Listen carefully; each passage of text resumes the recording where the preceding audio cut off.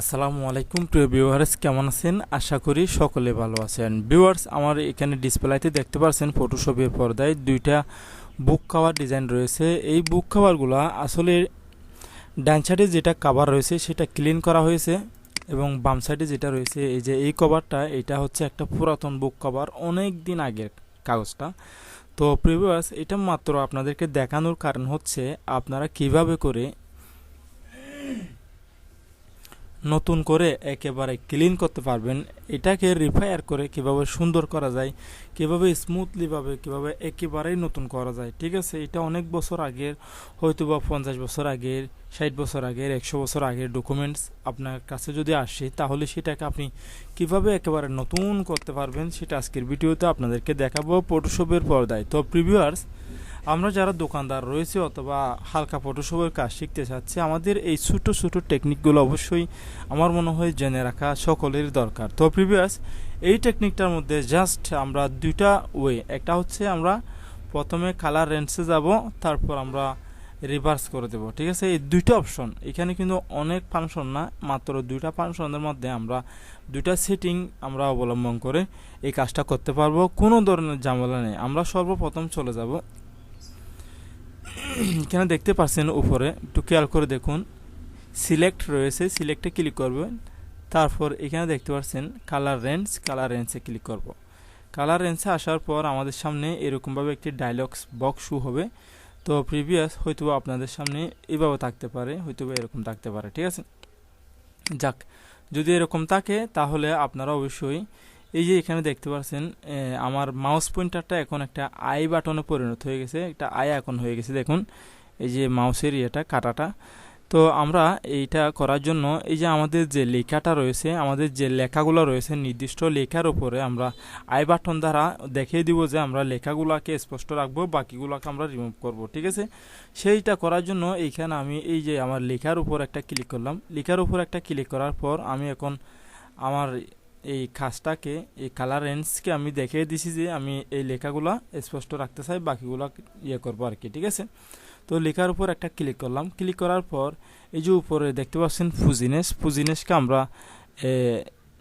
একটু বাড়িয়ে দেব। সাপোজ আমি 100 পার করে দিলাম, এই যে 111 দিলাম। 111 দেওয়ার পর আমার লেখাগুলো খুবই স্পষ্টভাবে দেখা যাচ্ছে, একটু খেয়াল করে দেখুন, জুম দিচ্ছি আমি। এই নকশে সুলেমানি তাবিজের কিতাব একটু খুব স্পষ্টভাবে দেখা যাচ্ছে। এইভাবে যদি দেখা যায়, তারপর আপনারা বাকি সেটিংসগুলো এরকমই থাকবে। তারপর ওকে বাটনে প্রেস করবেন। ওকে বাটনে প্রেস করার পর দেখতে পাচ্ছেন আমার যেখানে যেখানে কালো রেখাগুলো রয়েছে সেখানে সেখানে একটা সিলেকশন চলতেছে। তো প্রিভিয়াস সিলেকশন চলতেছে, এখন একটু খেয়াল করে দেখুন।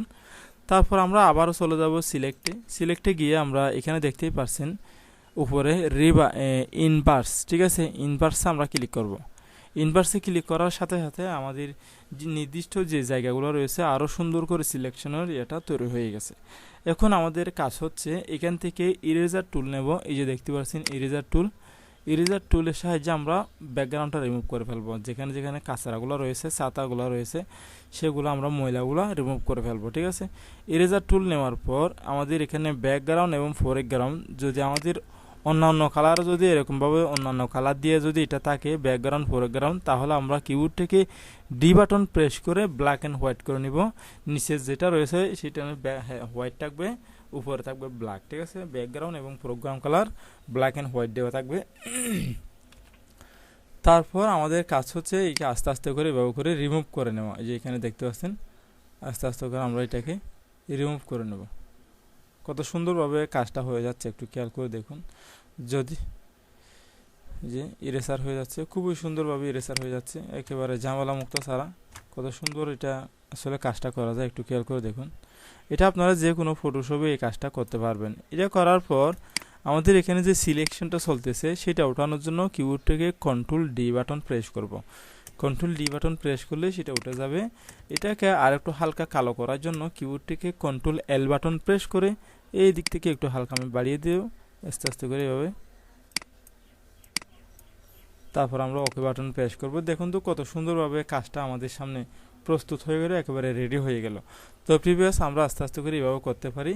এই যে কর্নারে দেখতে পাচ্ছেন একটা কালো একটা ইয়ে রয়ে গেছে একটু কর্নারে, এই যে সেটা করার জন্য আমরা সেম ইরেসার টুলের সাহায্যে আমরা সেটা করতে পারি, এইভাবে করে এগুলো করে নেব। ঠিক আছে, ইরেসার টুল বলতে আমাদের যে কোনো একটা ব্যাকগ্রাউন্ড হোক, সেটা যে কোনো কিছু হোক না কেন, সেটাকে ইরেজ করে ফেলা, অর্থাৎ ব্যাকগ্রাউন্ডটা রিমুভ করে ফেলা। ঠিক আছে, আশা করি আপনারা বুঝতে পারছেন যে কত সুন্দরভাবে এই কাজটা করা হয়েছে।